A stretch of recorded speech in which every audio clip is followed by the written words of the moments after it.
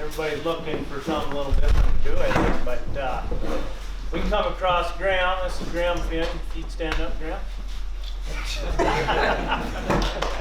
Andy Pratt, Susan Mesler. So you guys know they're from the NRCS office, of course. So anyway, we just kind of been touring around a little bit up in Canada and come across Graham and toured, seen what he was doing, some different things up there, pretty interesting. We got Alan Lawson here from over there, or Kent, excuse me there, yep, from the Loring bench, and he's been doing some cover crop stuff over there for the last 5-6 years, so kind of in our climate zone there, so it can be done. He's been doing it.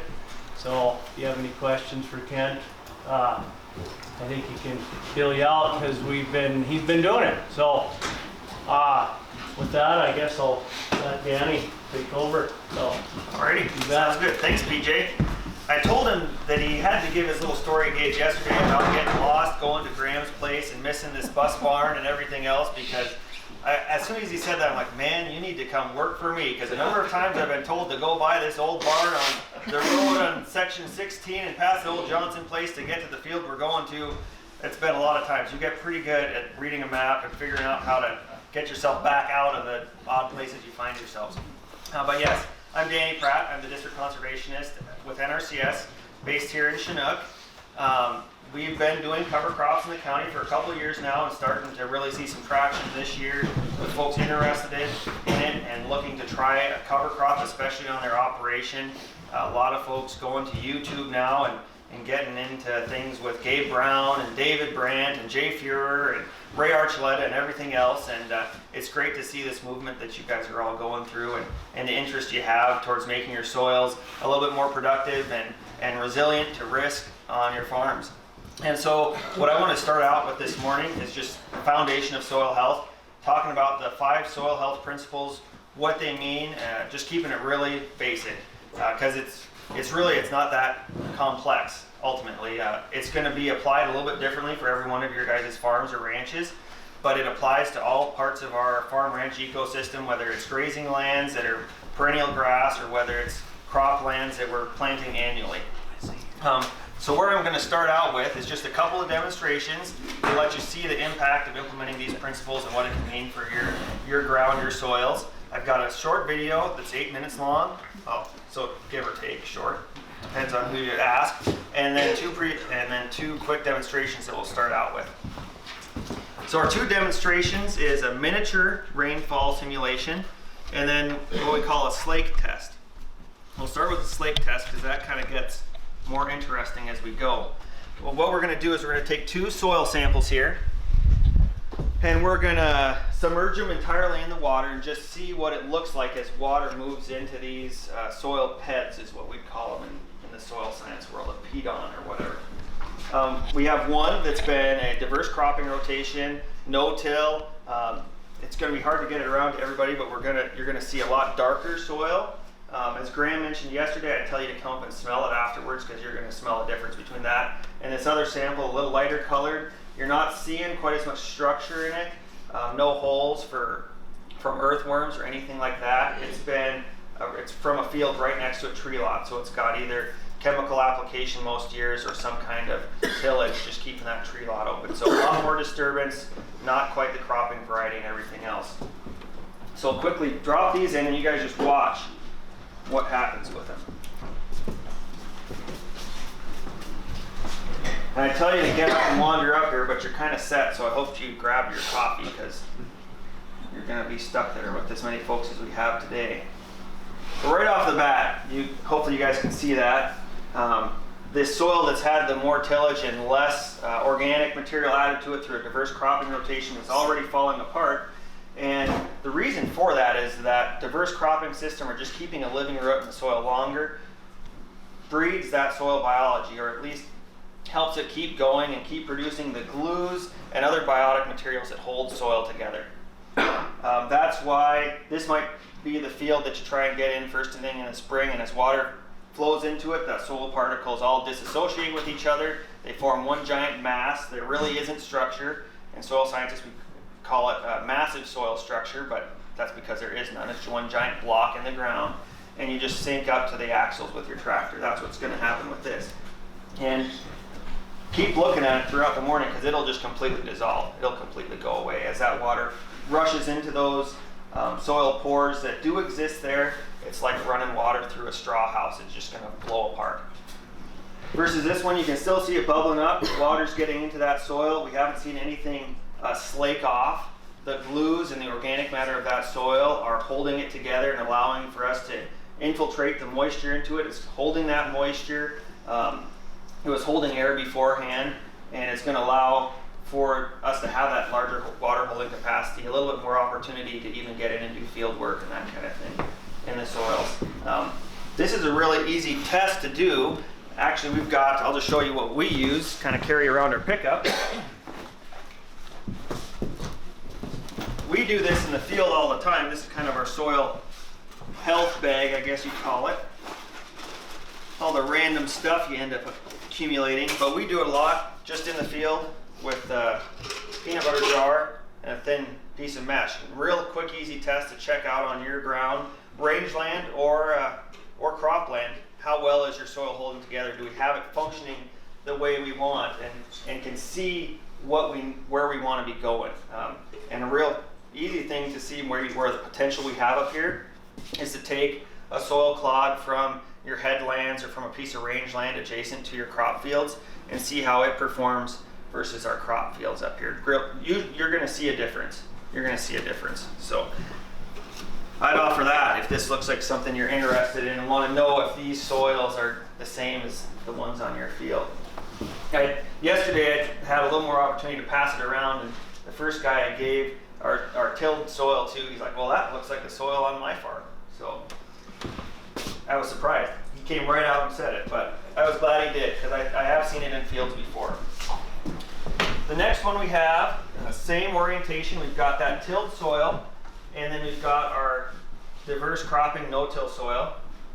We've kind of crunched them up a little bit more and put them into these containers. There's holes at the bottom to allow this simulated rain to go through, and our top container just has holes in it as well to make it look like a rain. We're going to try and put on, say, an inch rainstorm. And I know we don't get an inch every year, or we don't get an inch at one time all the time. But when we do, we want to take it into the soil. We want it to get into stay on our ground. That's what we pay taxes for, is to be able to collect the rain and the sunlight on every field that we have. So this will just kind of show you what this means on a field level. Oh, great. We can make that a little bit more yours.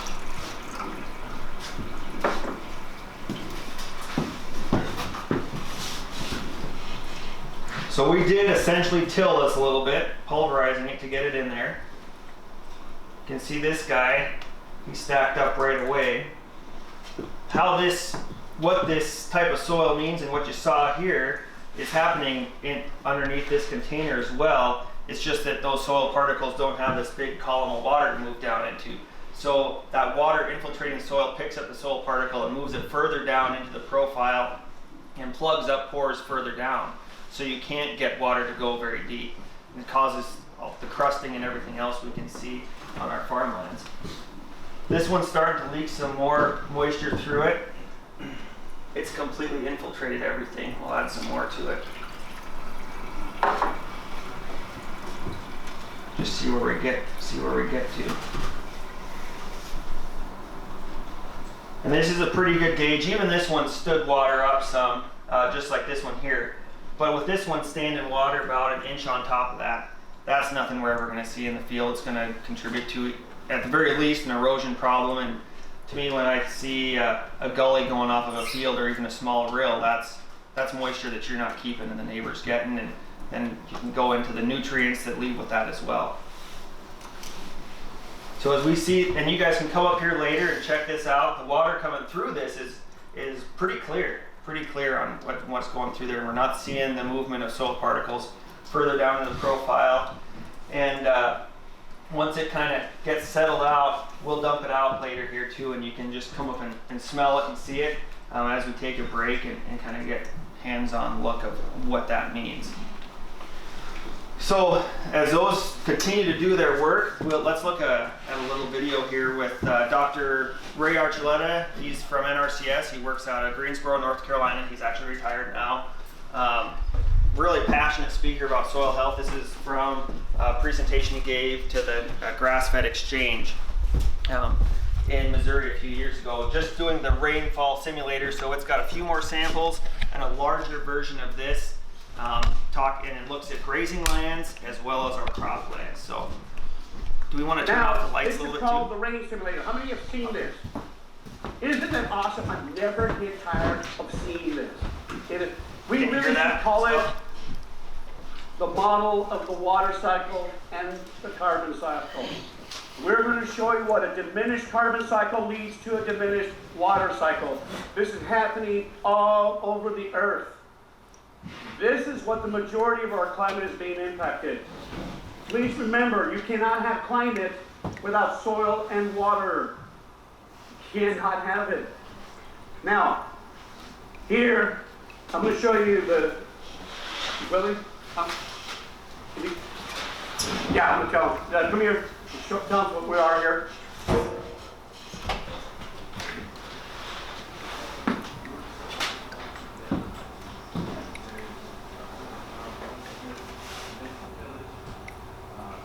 So first one's conventional tillage.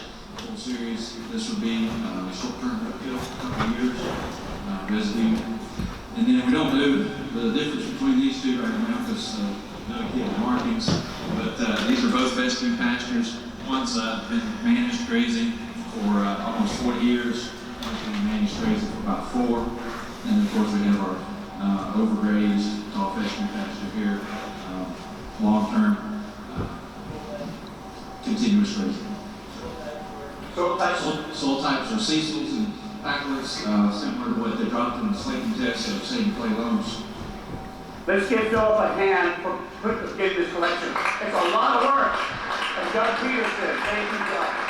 It's a lot of work. They did this because they love you, man. That's what they did this for. Okay, here we go.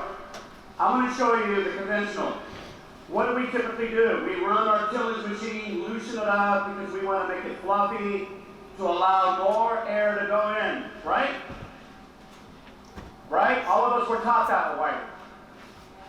We were all taught that way.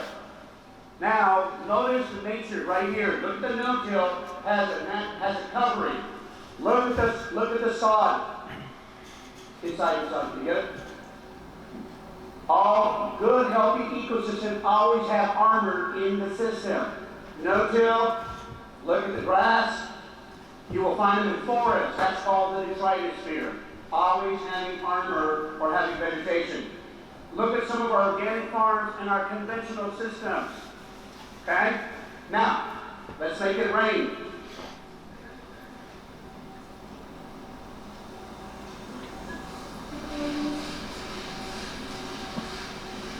Looks pretty good. Okay. What? Say it again. Where are we? Well, it's interesting. Once you bring your soils healthy, it helps diminish the drought. What I'm going to show you is a diminished water cycle. As this rain is coming down, a lot of us say, we're praying for rain. What we should be doing is praying that we restore our soils because we know we can't bring the rain, can we? We don't know when we're going to get the rain. But it's all how you manage your tools and your cattle. If you overgraze, you diminish that water cycle.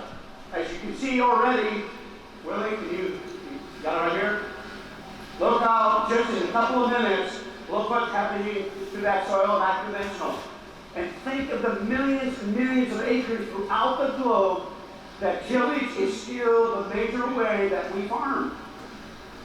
And what is happening to the water cycle? The thing people don't realize, as the water runs off, the water has to go in the soil. A lot of our conservation is you put diapers at the end. So in other words, right here, we would have a diaper. We would be tilling within the terrace, but we did a buffer. We put a buffer out there. but yet we're still to the terrace, and you destroy the aggregate stability and the cottage cheese. Ladies and gentlemen, proactive conservation is when you address it the moment the raindrop lands right there. If you do not take care of it right there, everything else is a diaper and reactive conservation. Ready? A little longer? You want to run a little longer? Now notice real quick, before Doug turns it off, I want you to notice on the backdrop here how it's beginning to splash. When those particles are disassociated and comes detaches, it lands on the plant, and then all of a sudden you have disease in your cotton. You have disease in your soybean. You have disease in your tomato plants. Because those particles there, and you get a bacteria. And you have an infection site. Look at how it disassociates. Notice also the soil also in the overgrazed pasture. The soil that shut up, Doug, I think proves our point. Now, these soils in Georgia are pretty sandy, correct? That one that you had a conventional? I think there'd be sand clay logs from Piedmont. Okay, good. Let's turn this thing off. Then let's see how much we got. Look how much ran off. Look how much infiltrated. The one on the right is a in runoff. Colorado and say we can't afford to grow cover crops, Ray. We don't have enough water. Maybe the fact that your soil is so destroyed, it can't take anything in and won't infiltrate. And then because it's so hot, a lot of it evaporates. Because we have a dysfunctional soil. And yet we blame the cover crops. Notice also the no-till.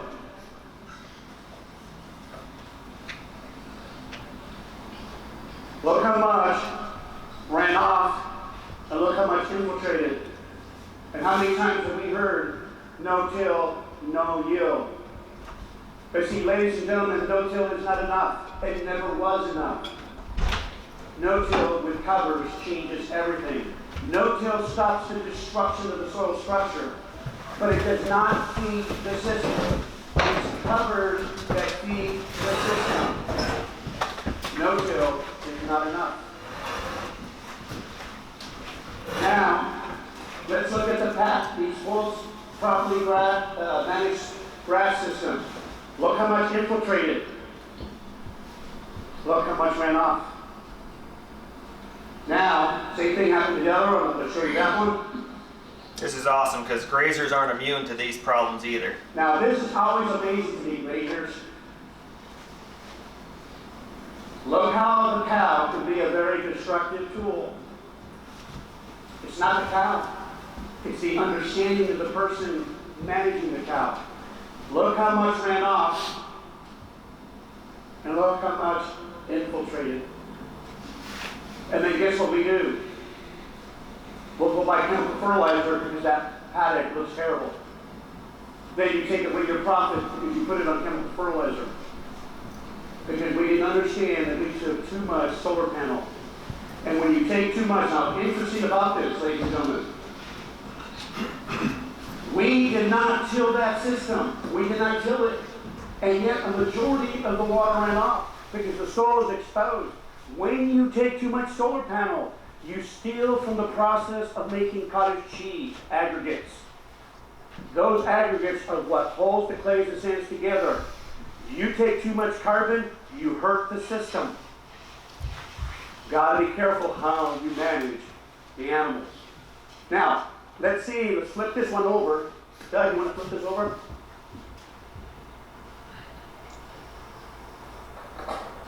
Okay. We're gonna flip this over.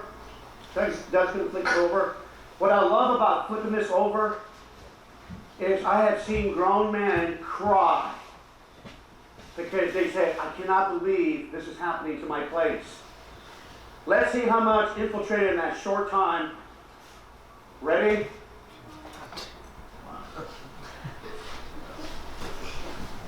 Look how much, look how dry it is. And this is happening through the whole globe. Because we did not understand and how powerful the biology is. Isn't that amazing? All right, thanks. Kind of an interesting video, isn't it? We have a rainfall simulator in our office as well, a tabletop version, a little bit smaller, and we have one of these at our area office. So if you guys are thinking of doing a field day or gonna get together for a crop tour or anything like that this summer, turn the lights here, give us a holler and we can test it out on our soils here. You're gonna see the same thing though. You can flip over a lot of fields and look at dry dirt underneath when you flip over those soil trays. Really interesting. One thing I like about this though, and it's a good lead into these 5 principles, is talking about the impact of grazing on our soil structure as well. And we talk about disturbance. I feel so often up here we're talking tillage. Every time it's like tillage, got to get rid of even a hoe drill, we got to get a disc drill. And while that's true and that's a way of doing it, these other disturbances, our grazing, even chemical applications can play a role in how our soils respond and react and grow. And so we just need to be mindful of all the ways that we can influence our soil health, our soil nutrient cycling, and I think all of us have an interest and can find a way that we can implement this on our place. So let's go Now, this is called... next one. So talk about 5 soil health principles. I suppose I should have said 6, because the first one is to have a goal, have a plan, know what you're doing. You know, right now, as my CEO for the state would say, soil health is sexy. Everybody wants to do it. Everybody wants to try a cover crop and experiment, and we see these great speakers, great orators talking about it, and so we go out and try it, and then after the first year, we get a cover crop that comes up 6 inches, and we say, well, this is a bust. Obviously, I knew it. It's not going to work up here. And so much of that, I think, is driven by the fact that we don't have a very clear vision for why we're even trying to cover crop in the first place. We need to have a reason why it's important to you. Why is soil health and improving the resiliency and sustainability of your ranch or farm important to you? And how does that impact how we're going to treat our ground? And so that's where I'd want to start with, because I get a lot of questions and folks coming into our office saying, hey, I'd like to try a cover crop this year. I hear about people trying it.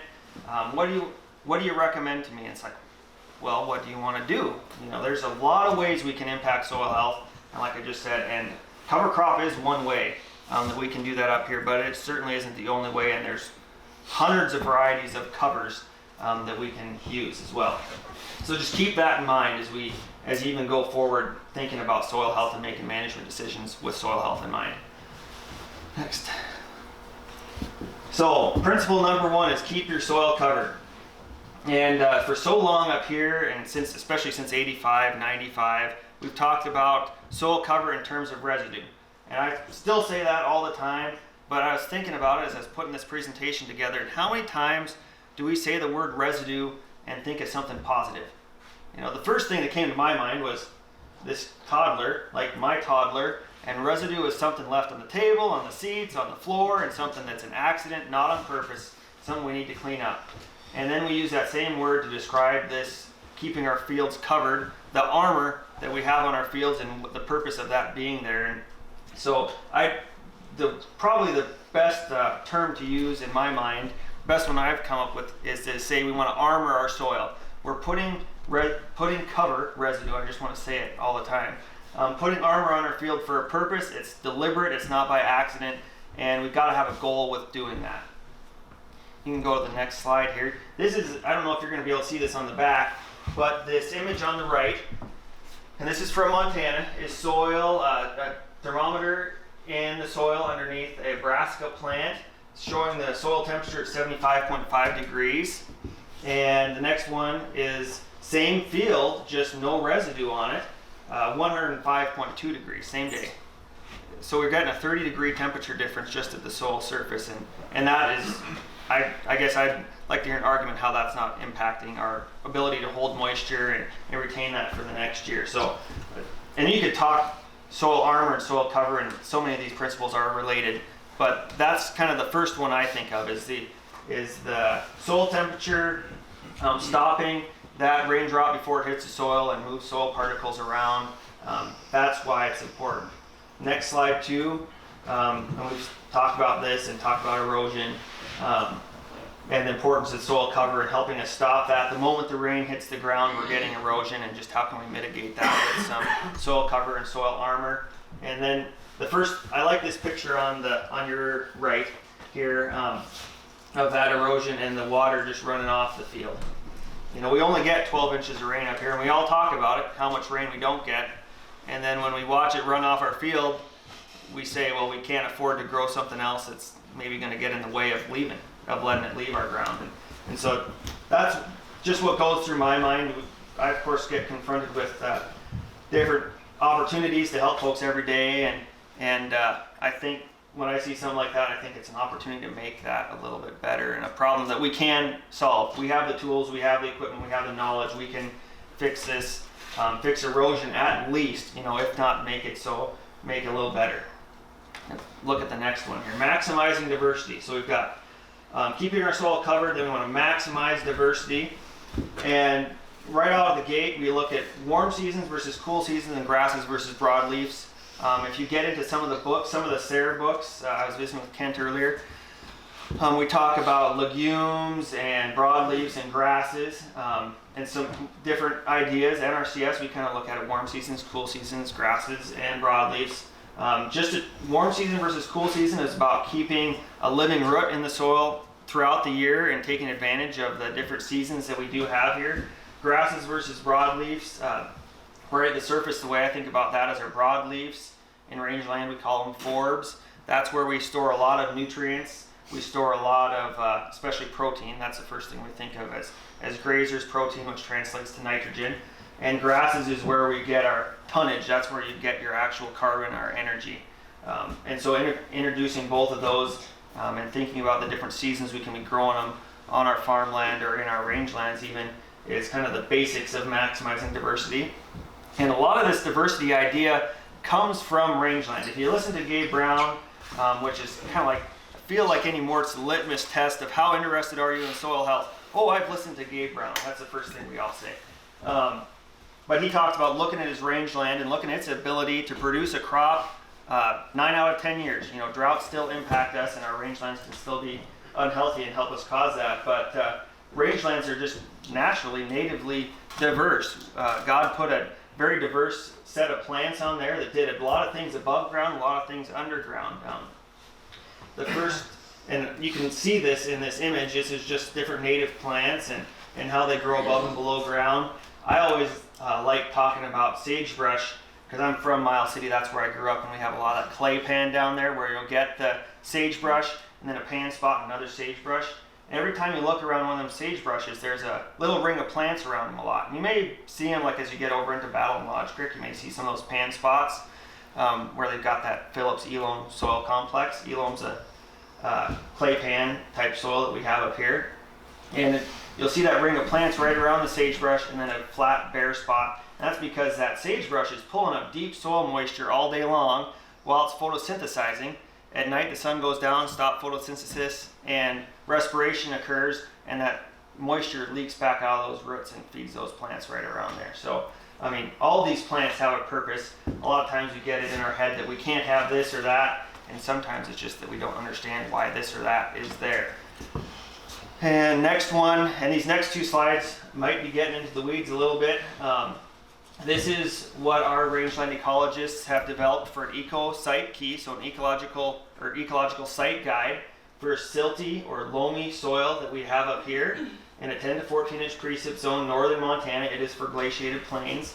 And in that historically, the historic climax plant community, the best plant community we thought could exist out here. We had tall and medium height, cool season perennial grasses, 10% forbs, 5% shrubs, and an annual production of 1,600 pounds per acre with 0 to just a trace of bare ground. That's what we think was the best functioning rangeland system we had here. And even today, we don't see 1,600 pounds per acre on a lot of range sites. But I take that as a goal for my range sites when we're working on grazing plans, and also just for our cropland. I mean, our croplands used to be prairie, and I think this is indicative of what we can expect of them. And then when we talk about diversity, 33 specific species is what's on that list when we go through it, plus other native grasses, forbs, and shrubs. I just stick to 33. I'm not the guy that can identify every miniature annual forb that you're going to see out there, but 33 ones that we have identified through the past that have a purpose and serve a need on our rangelands, and that's just getting on the surface of it. So diversity is something our soils evolved with, and we can put it back onto these soils that we've been farming with so much less diversity today. Next one is minimizing disturbance. I've got some kind of arbitrary pictures because I do want to keep this broad. Disturbance is a lot like an earthquake to us. It stops our ability to transport nutrients in the soil. It destroys biology's home, and you need to walk up here later on because this one's just gone. Through disturbance, and now this soil's ability to transport water into the profile is gone, and as it compacts down here at the bottom, or as it collects in the soil profile, what we call an alluviated layer, where clays and everything is moved in, we've got a decreased ability of our soil to move nutrients and provide a home for our biology. And the next thing with disturbance is this picture of a fire, and fire is oxidizing carbon in wood. And that's what happens when we till and disturb our soils, is we're oxidizing the carbon in that by introducing oxygen. Just like with a fire, you poke and prod it to get it to burn down really well. Same thing is what happens in our soils with tillage and introducing oxygen. It oxidizes it faster and gets rid of our carbon. Without tillage, we start to see structure forming, and structure is what we really want. You can see the specific clods, or you hear chocolate cake is a term used, or cottage cheese. We just want to see micro granules, small pieces of structure forming in that soil, and that's the biology acting and the glues holding it together. And in this picture, I think it's important to have the roots there, because if you pull a root up, especially like a sorghum plant or something, you'll see the soil sticking to it already, because that plant is photosynthesizing, taking in the sunlight and CO2 and making sugars or carbon, and harnessing that carbon, exuding it through its roots, and that biology feeds on that carbon in exchange for various nutrients, all the nutrients we apply through our fertilizers. And so that's where that living root is the basis of our soil structure. Keeping a living root in the soil, just to feed that biology. This first one's of an alfalfa plant on your left, and pointing out some of those nodules, and we all talk about legumes, alfalfa peas, chickpeas, vetch, lentils, all those are legumes. They have the ability to form a relationship with rhizobia and fix nitrogen. And I think it's important to remember that it's a relationship with a bacteria that does that. The legume just doesn't come out of the gate fixing nitrogen all by itself. It's got to have a relationship with soil biology for that to happen. So keeping that living root in the soil keeps that rhizobia or other beneficial bugs underground growing and alive. This is a picture of the mycorrhizal fungi. And fungi is one that we really have been keying in on. I key in on it first because we talk about how our lands, especially when they're disturbed, evolve and come back to a full plant community. The first thing that shows up, weeds, typically form a relationship with bacteria. And when we start getting into forests and higher cirro stages, we call it, higher levels up the chain of growth and a more stable system, they form more associations with mycorrhizal fungi, I guess you'd call it, or fungus in general. Mycorrhizae are just the little tiny tubes and root system of a fungus plant that travel out there and break down nutrients. You can actually find pictures of mycorrhizal fungi thread in the root of a plant and then in a rock next door to it, mining those nutrients, delivering it back to the plant. And one reason we talk about fungi so much with soil health is because they're very susceptible to disturbance. It takes a long time to grow that system underground, and every time we disturb it, we set it back and reduce its opportunity to connect to our plants and connect our plants to those nutrients. And also, you were right to move ahead. I was ready to jump ahead too. But the biology and that mycorrhizal fungi, it just absolutely gives us that opportunity to access those nutrients and just gives us that opportunity to move forward and take advantage of this organic matter we already have in our soil. Fifth ingredient, fifth principle is to integrate livestock. We actually started with the first four. That's the first ones we started with, and now integrating livestock has become a big part of soil health. And the big part of it, and makes sense, is the rumen of a cow is just like our soil. And actually you can read a lot of books and find things about how humans were more connected to our environment, our soils, than we really think. We're not an outsider, we're absolutely part of the system. We need to be here, and our bodies are, you hear about it now, like leaky gut and gut syndromes now. I mean, they're full of the same biology that's in our soils, and cows are the same way. So by integrating them, especially in colder climates up here, we give an opportunity for our biology to continue working on the residues and the armor that we provide through cover crops into the winter under those conditions where the biology typically slows down. And then you think about a cow carrying that rumen with her, that bag full of biology everywhere she goes. She's depositing more biology into places that maybe never had that before, or we've removed it from the system because of our farming practices. And what I was thinking of with the biology is the chemicals. I think that's a place where we can start to look at minimizing disturbance as something beyond just tillage and how much we physically hurt the soil, but getting away from chemical applications as well, because they certainly have an impact. And this next picture here is a cow pie. This is what you see grazers getting all psyched up about, looking at a cow pie, and how it's amazing that cow pie is just already been broken down. It's moist, it's nutrient dense, and yet we still go out there and we see cow pies that have sat in the same spot for 2 years and never broken down or gotten into the soil. If you talk to like Brock Ayton down in town, he's been getting a little bit more into this, the impacts of even our insecticides in cattle and decreasing the bugs that we have, beneficial bugs in their ability to colonize and break down our cow pies and take out the bad bugs like horn flies and everything else. This one's got a couple dung beetles in it, and a lot of times these large arthropods and dung beetles or stuff like earthworms is what we're looking at as indicators of how far we've come in soil health, because it takes a lot of tiny biology to feed this big biology. And so when we start seeing them come, we know we're getting the whole system in place.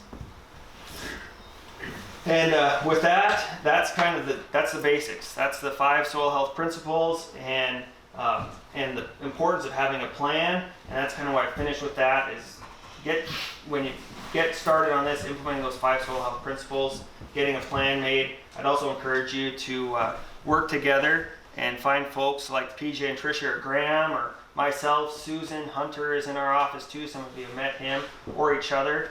You guys learn a lot from each other and got a great community up here as well. I would definitely say learn from each other, form a team that's on the same page, trying to improve our soils and learn from everything everybody's doing. But that's the basics there. That's the 5 soil health principles. Do we have any questions, concerns, ideas? Yes? How late can you seed that stuff? A cover crop? Yeah. How much rain do you get? I don't know. I guess I'd say it depends on your system. It depends on the tools you use. We've had, let's see, it was 2016, cover crops were going in south of Chinook clear through the 4th of July. Worked great. Every acre was seeded. That was this producer's goal I was working with. They had went and seen Gabe Brown and converted, and we're just going to seed everything, and worked great, seeding clear through the 4th of July. That doesn't work every single year. One thing that we see seeding later into the year is the importance of equipment.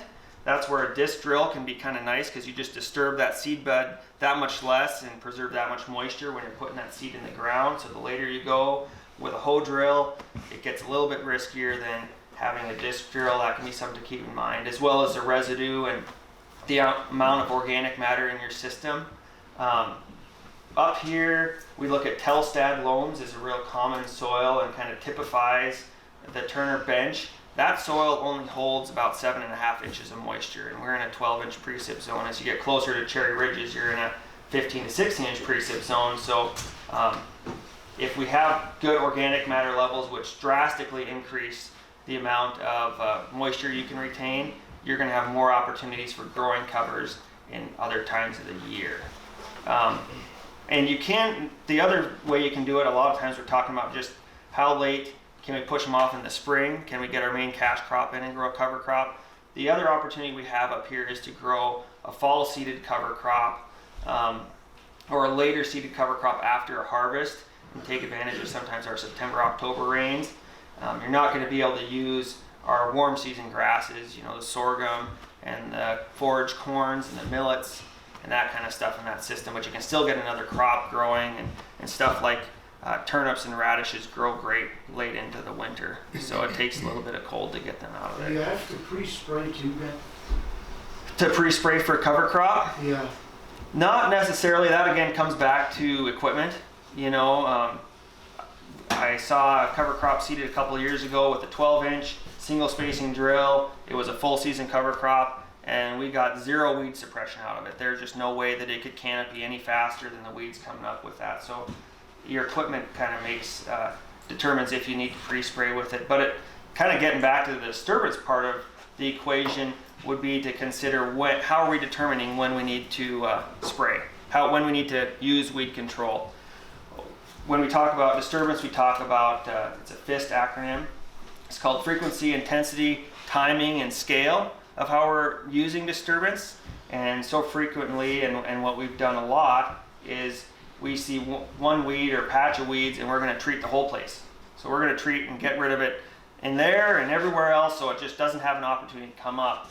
And I think that's where I'd point you in terms of considering whether you need to pre-spray or not with your cover crops, and being wary of that, and just really looking at your operation. How much weed pressure do I have in that field? If it's a really weedy field, maybe you need to pre-spray. You have to be pretty careful too, because we're growing mixes. The ones I design and Susan designs are usually at least 7 or 8 species, and a lot of sprays that we're going to use and chemicals we're going to use are going to have an effect on broadleafs and have some kind of residual with them as well. So how soon can you put on your cows? that depends too. It really depends on the year. You know, I guess the full season cover crops here, we've had folks asking this fall about cover crops we can plant and grazing by June, and I would say usually not. You know, if you're going to try and get a real early season grazing out of it, you need to do some kind of fall seeded crop. I think is your best bet. If you want to use more winter wheat or winter triticale in your system, and maybe some kind of semi-perennial plant that you could put in that, usually some kind of legume. We were just talking with Kent, and a lot of the recommendation for an early season grazer would be that we've tried in the past has been winter wheat, winter triticale with hairy vetch, and sometimes the hairy vetch and the clovers and that stuff seems like it's pretty finicky up here on getting it to come up. But that'd be the only way to graze early. And then it comes back to your goals. You know, what is your plan? If it was me, I'd wait until September. I like the cover crops as a way to get away from hay, because a cover crop is still an annually seeded plant. Some years you're going to have a bust, especially getting started. But giving it the longest opportunity to grow and put tonnage on the ground is, I think, a real place where we can take advantage of them here, and that's where I would tell you to go if you're looking for an idea on them. Just late season grass. Use your perennial grass for the bulk of the summer. Get good growth out of your covers, and then don't feed as much hay that winter. That's what I would say, I guess. So how well do cover crops deal with salt deposits, alkali? Can they kind of shrink that areas like that?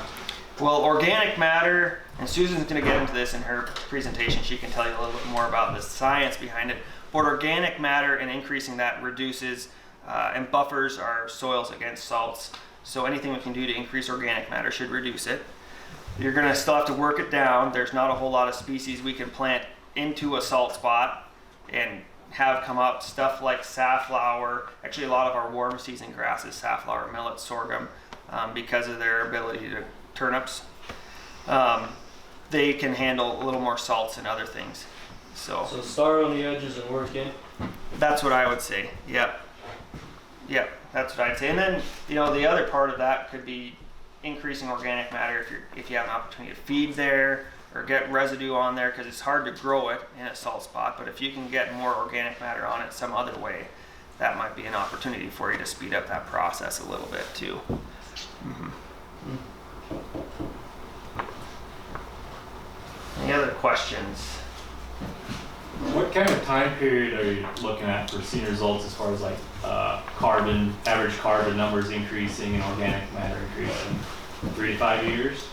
I think that'd be about right. Yeah, I mean, I think I'd say at least 3 to 5 years. You know, I wouldn't tell you to go out and plant them and then hope for something tomorrow. Right. For sure, I think 3 to 5 years is reasonable. And I think, to me, that's also where your goals and your plan comes to mind, and really having that focused and something that really drives you, because I think in the last couple of years, pre-2018, when we had some really great rain years, would have been an awesome opportunity to grow a ton of cover crop, ton of material, and improve our soils maybe a little bit faster than in these drier cycles. You know, lots of times, what I see is folks coming in when we see the problem come up, you know, with the dry years, oh crap, nothing's working. Well, nothing's working. We can't start a new system and grow a bunch of cover and a bunch of residue in a dry year, and it's going to take a little bit longer. But being mindful of where we're trying to go and the tools we have to do it, I think you could do it a little bit faster too, and slower depending on when we start. So does that? It depends. Yeah, it depends. All of it depends. You know, I think what I take out of all the "it depends" with it and the maybes of it is, boy, it'd be great if in this country we had a little network of people that were interested in managing the soils and the landscape to improve it, and we have that. You know, and I think a lot of the cover crop story and looking at the folks that have implemented it is empowering farmers and ranchers that you guys can make a difference on your places, and the value of your knowledge of the ground and how it operates, and getting to see what you can do on it as well.